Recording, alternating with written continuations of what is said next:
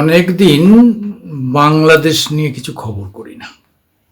কেমন আছেন হাসিনা, কেমন আছেন মোহাম্মদ ডক্টর ইউনুস, কেমন আছে এনসিপি, ছাত্র জনতা, বিএনপি, তারেক, সব কিছু নিয়ে আর খোঁজ খবর করিনি আর কি। আসলে হঠাৎ করে ট্রাম্প এসে হাজির হলেন এমনভাবে, বিপুলভাবে ট্রাম্প ভারত মোদি নিয়ে কেটে গেল। তারপরে ছোটোখাটো অনেক রকম ব্যাপার আছে। আজকে 35 কেজি ইলিশের খবর করলাম। তারপরে করলাম আমাদের যে ভারতীয় বংশোদ্ভূত 29 জন উচ্চ শিক্ষার্থী যারা, তারা সিও হয়ে আছেন বিভিন্ন জায়গায়। সবই বাংলাদেশের হলেও বাংলাদেশের ইউটিউবাররা জানেন, কারণ হচ্ছে বাংলাদেশের ইউটিউবাররা যথেষ্ট, দেখলাম অনেকেই যথেষ্ট পড়াশুনো করেন, যথেষ্ট শিক্ষিত।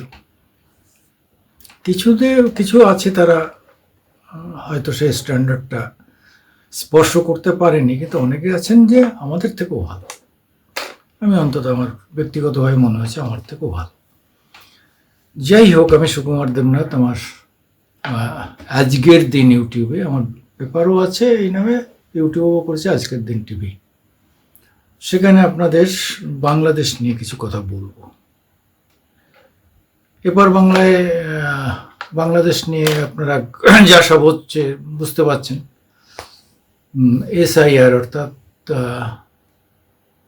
মানে আমাদের যে ভোটার লিস্ট, সেই ভোটার লিস্টে হঠাৎ করে সংশোধনী আনার জন্য কেন্দ্রীয় সরকার খুব ব্যস্ত সমস্ত হয়ে পড়েছেন। কেননা 10 মাস পরে এই রাজ্যে ভোটার, এবং কেন এই ব্যস্ততা, তার পেছনে হচ্ছে বাংলাদেশ থেকে বহু মানুষ এখানে ঢুকে এসে চলে আসেন, এপারেও ভোট দেন ওপারেও ভোট দেন, এরকম সব কথাবার্তা আর কি। যাক, সে কথা। হাসিনা আপা কেমন আছে? হাসিনা আপা কবে ফিরবেন? অনেকে অনেক রকম আজগুবি কথাবার্তা, আমাদের ইউটিউবার কিছু আছেন, তাদের দেখে দেখে তো সত্যিকার বলছি, বাংলাদেশ নিয়ে ইউটিউব করতে প্রায় ভুলে গেছিলাম। আর সেই সব মানুষ গোগ্রাসে গিলছে। এই কালকেই চলে গেলেন, পরশুদিন চলে যাবেন, সেনাবাহিনী নিয়ে তাকে পৌঁছে দিয়েছেন, আপনারা সকালেই জানতে পারবেন। এমন সব আজগুবি, ইউটিউব করতে গেলে যে আজগুবি কথা বলতে হয়, এইটা কিন্তু আমার অদ্ভুত অভিজ্ঞতা হচ্ছে আর কি। অনেকে অনেক তথ্যবহুল ইউটিউব করেন, সেগুলো তো দেখি পড়ি, কিন্তু আবার কিছু এত অবাস্তব ইউটিউব হয় যে তার কোনো নেই, কিন্তু অথচ তারা কিন্তু বাংলাদেশের ভালো দর্শক পান, তারা লাইক করেন, তারা সাবস্ক্রিপশনও পান। যাই হোক, এসব কথা। হাসিনা আপা কোথায়? তাকে কি আদৌ ওখানে যেতে দেওয়া হবে, নাকি তাকে গোপনীয়ভাবে মেরে দেওয়া হবে? কারণ যেহেতু মার্কিন যুক্তরাষ্ট্র, তার ডিপ স্টেট ইত্যাদি ইত্যাদি বিপুল টাকা পয়সার ব্যাপার আছে, তারা চেষ্টা করবে না সেটা কে বললো? মেরে দিতেই পারে।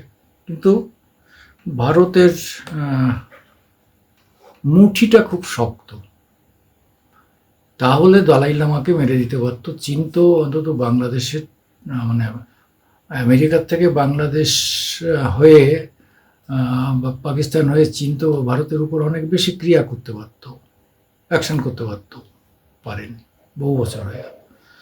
হাসিনার গায়ে কেউ স্পর্শই করতে পারবে না, একটু আমরা জানি। কিন্তু কথাটা হচ্ছে যে 1 বছর অতীত হয়ে গেল, আমরা ভেবেছিলাম এই 3 মাসের মধ্যে চলে যাবেন, তারপরে 6 মাস, তারপরে 7 মাস, 10 মাস, কত রকমভাবে আমরা কত আন্দাজ করেছি, কত আশা করেছি। আমাদের আশাও ছিল, কিন্তু তা হলো না। অনেকে বলছিল কালকেই চলে যাবে ইউনুস, লাত খাবে, হ্যানত্যান ইত্যাদি ইত্যাদি, তাও হলো না। বাংলাদেশ আর পাকিস্তানের একদম এখন এত গলাগলি ভাব কেন? পাকিস্তানের কথাটা আনলাম যে আজও কালো বাংলাদেশে আওয়ামী লীগ যাবে, ক্ষমতায় আসবে, হাসিনা যাবেন, এবং সেদিন এই যে হাসিনা বিরোধী, আওয়ামী লীগ বিরোধী, বাংলাদেশ বিরোধী, ভারত বিরোধী এই চক্রটা কোথায় যাবে? তাদের যাওয়ার জায়গা পাকিস্তান।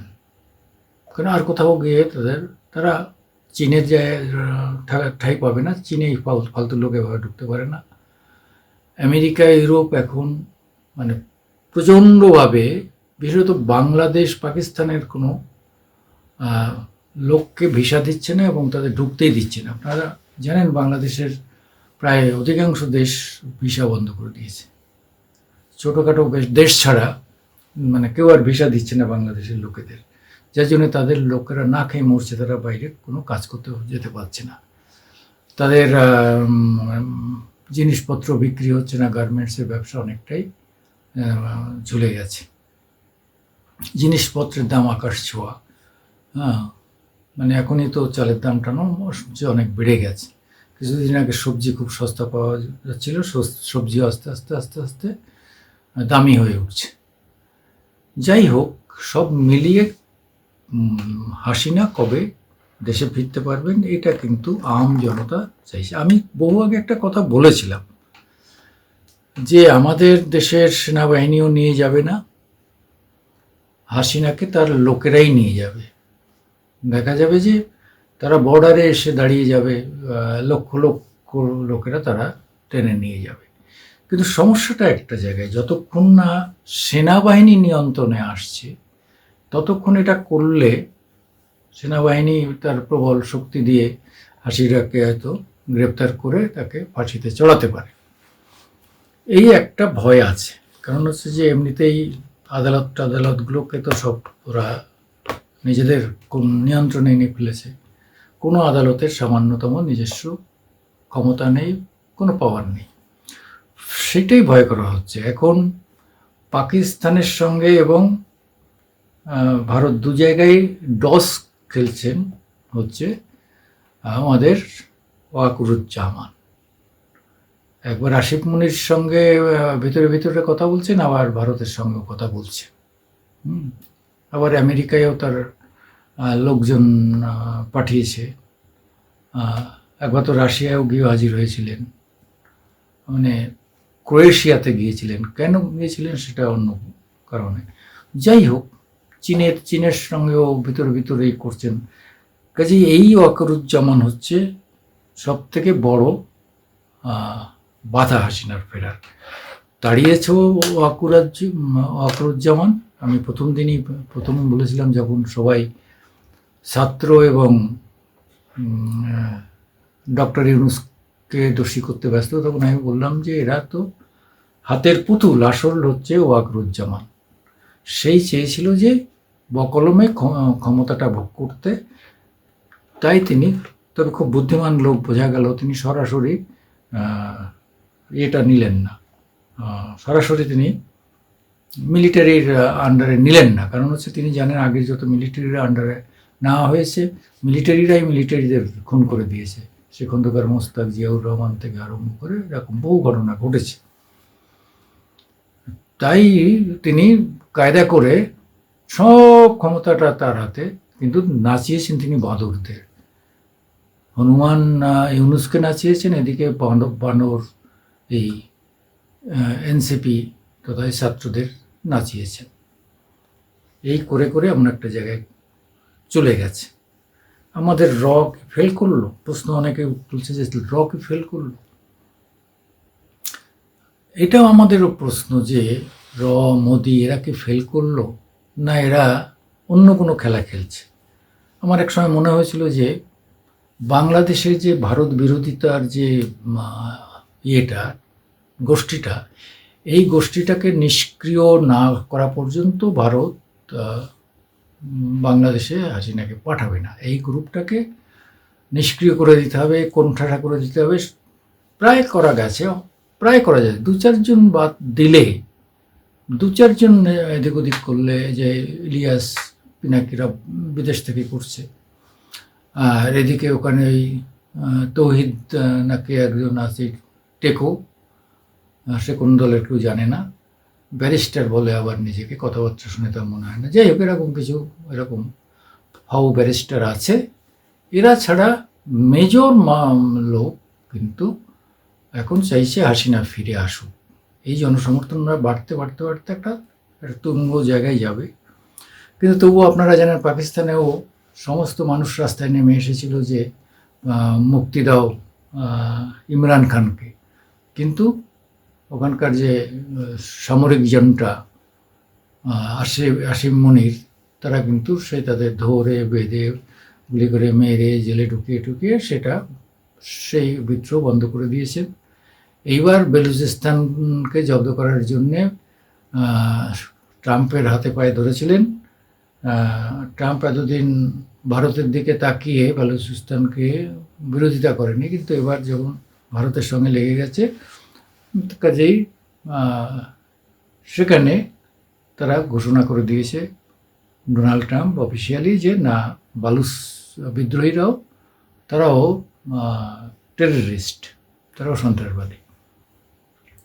যাই হোক, এই মিলিয়ে একটা সাংঘাতিক জায়গায় এসে দাঁড়িয়েছে। আপনারা সাবধান থাকবেন, সাবধান। বাংলাদেশ নিয়ে আমরাও অত্যন্ত সতর্ক, আমাদের সবার নজর রয়েছে, কারণ বাংলাদেশের সঙ্গে আমাদের নারীর সম্পর্ক। আবার এই যে ভোটের আগে, 26-এর ভোটের আগে, এই বাংলাদেশের এখানকার যে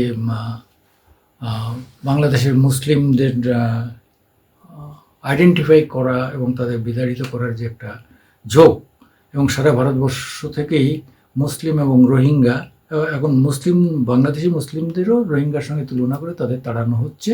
প্রায় সব জায়গাতে তাড়িয়ে দেওয়া গেছে, শুধুমাত্র পশ্চিমবাংলায় থেকে পারেনি। পশ্চিমবাংলায় একটা ভয়ঙ্কর প্রেশার তৈরি করা হচ্ছে, এবং এই প্রেশারটা কতটা আমাদের মুখ্যমন্ত্রী নিতে পারবেন সেটা নিয়ে অনেকের সংশয় নেই। কিন্তু আমি সাংবাদিক হিসেবে আমার মনে হচ্ছে যে কেন্দ্রীয় সরকার, ইলেকশন কমিশন সবাই একটা যৌথভাবে একটা কাজ করলে, সেটাকে বাধা দিলেও তার হয়তো আংশিক বাধা দেওয়া যেতে পারে, পরিপূর্ণরূপে বাধা দেওয়া যায় না। তাতেও যদি 50 লাখ ভোটার কমে যায়, সেটা কিন্তু একটা ফ্যাক্টর হয়ে দাঁড়াবে। কারণ টোটাল যে লোকসভায় ভোট পাওয়া গিয়েছিল, তাতে দেখা গেল যে এরকম প্রায় 45 লাখের ডিফারেন্স ছিল বিজেপির সঙ্গে, সম্ভবত একটু এদিক ওদিক হতে পারে। ফলে আমরা সব থেকে সারা ভারতবর্ষই তাকিয়ে আছে বাংলা 26-এ পশ্চিমবাংলার, ওয়েস্ট বেঙ্গলের ভোটের দিকে তাকিয়ে, বিধানসভা ভোটের দিকে তাকিয়ে।